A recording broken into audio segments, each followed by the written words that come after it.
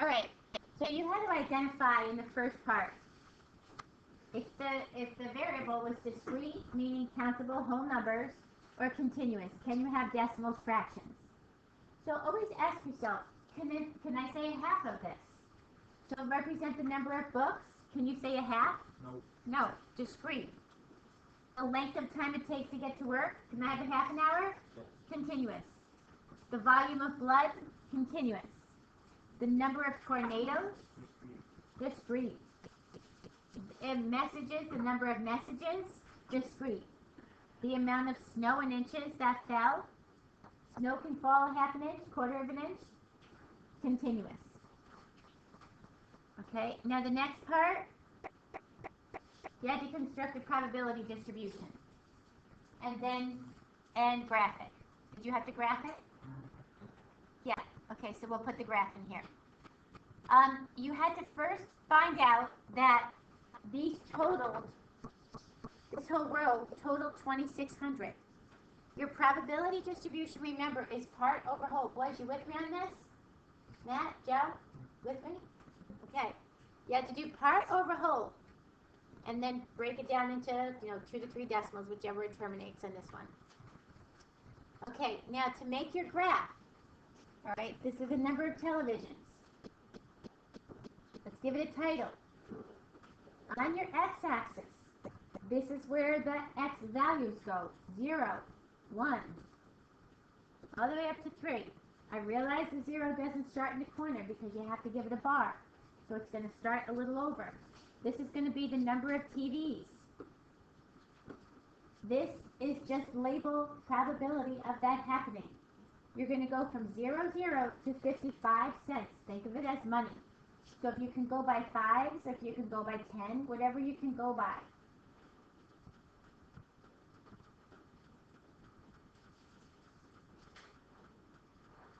And I think I might just be a little bit off in here.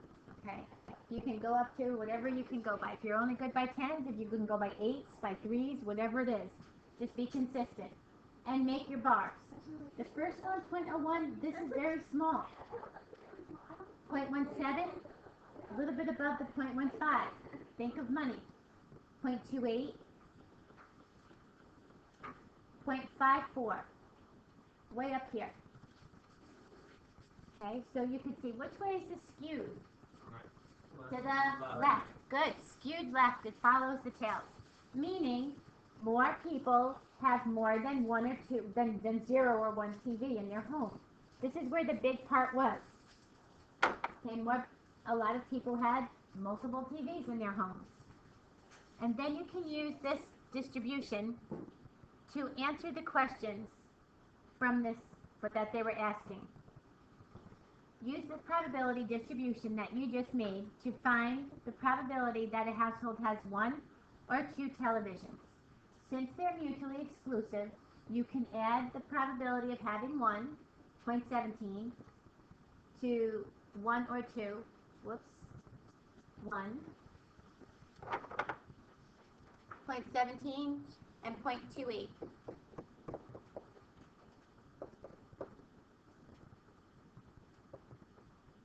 Is that right? 1 or 2. Okay. 2 or more means 2, 3, or 4. So I got to take this out of here. Is this supposed to be 1 or 2? 1 or 2. Okay, 2 or more means 2 or 3. Okay, this one was good the way it was. Okay. And between 1 and 3, inclusive, it said. Inclusive means you count those. Include. So you're going to add, well, I took this guy and just added the one more that was missing. Or you can use your complement situation. The only one you didn't count was the 0. You can use your complement situation. Okay? Everybody can pull these off the chart. Once you make the probabilities, it works so much easier taking them off the chart. Then we had to decide which was the missing number. And a lot of you caught 26 that they had a misprint on the 0.5. It had to be 0.05. So you know the sum is 1, so add up what you have and subtract it from 1. We're good with this? Okay. Then they just took it one step further and they said, are these guys probability distributions? Yep, their sum is 1 and their probabilities have to be between 0 and 1. And they can give you fractions. Make sure you add the fractions in your calculator. And that did not sum to 1. No. So this one was not a probability distribution. 28. It did not sum to 1. Okay?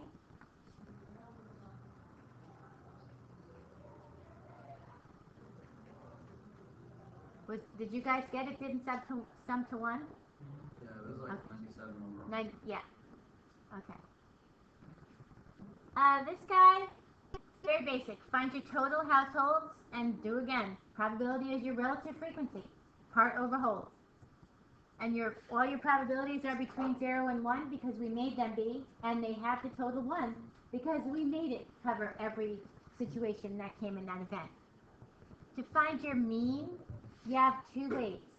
You can do the x here times the p of x and get this, and then sum them together and get the mean. The sum of x times p of x is your mean. Or, since you had to find the standard deviation anyway, put it in your L1, L2. Whether you use the frequency in L2 or you use the probability in L2, you'll get the same thing, but you just won't get a sample standard deviation with the decimals. So what this means to us is, on the average, households have 0.5 dogs. It's pretty impossible. So we can say, on the average, they have between 0 or 1 dog. That's how you would word this part. Between 0 or 1. Either no dogs or 1 dog, on the average. It's like having the American household has 2.5 kids. Okay. Again, part over whole. Find these pieces. What did you have to do to this? You had to just find the mean. Oh, you took this off your graph. You took this one off the graph because they gave you the top of the bar. They put the probability. If they didn't give you that probability, there's no way you would get that probability because it's too vague by looking at the y-axis. So they put the values on the top. Just another way to pull data off of it instead of a chart, to pull it off of a graph. They love giving you circle graphs and bar graphs. So we put it in our L1, L2. We find our mean. You find your standard deviation. Then you go to the word. Then you go. Okay. So you go to the word theirs. Number 5. Come down to the OX and square it to get your standard to get your variance. You have to work this backwards.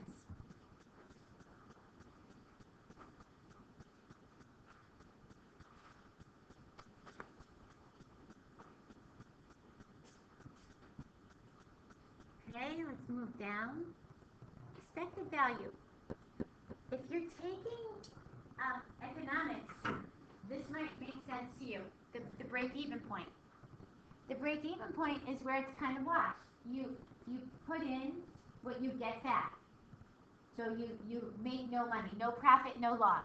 And a lot of you talk break-even points in economics. You make your graphs where you break even. It's all the bookkeeping and accounting class. Oh, they do break-evens there too? They do this in economics as well. So the expected value of an accountant's profit and loss analysis is 0. It means the money that you gained is equal to the money that you spent. You are at the break-even point, we call it. Okay.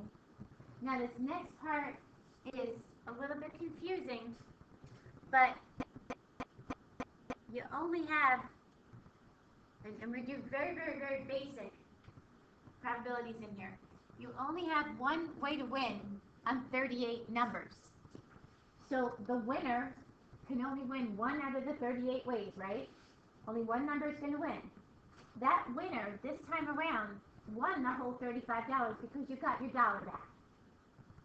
So you got your dollar back, you actually won $35. All the other 37 people are going to lose their dollar. Think of it that way. right? 38 slots, one person wins. 30, if everybody picks a number, 37 people lost. Okay?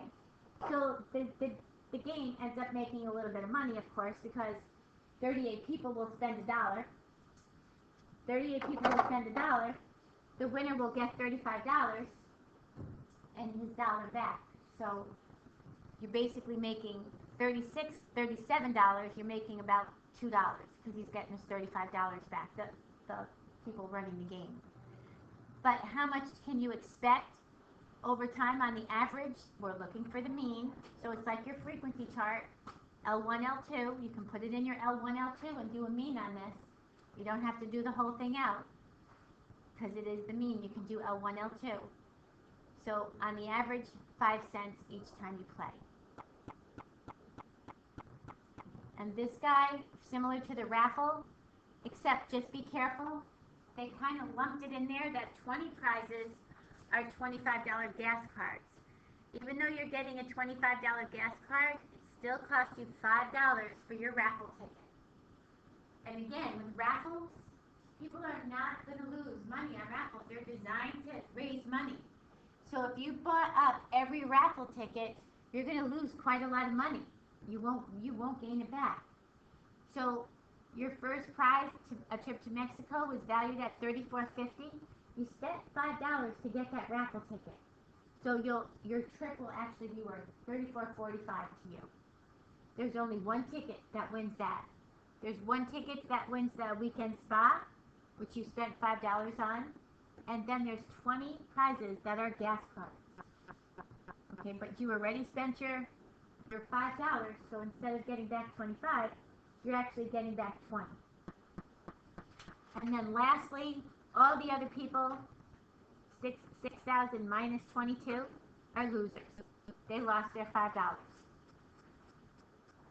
So the mean over the long run, you're losing $4.22 every time you buy a raffle ticket.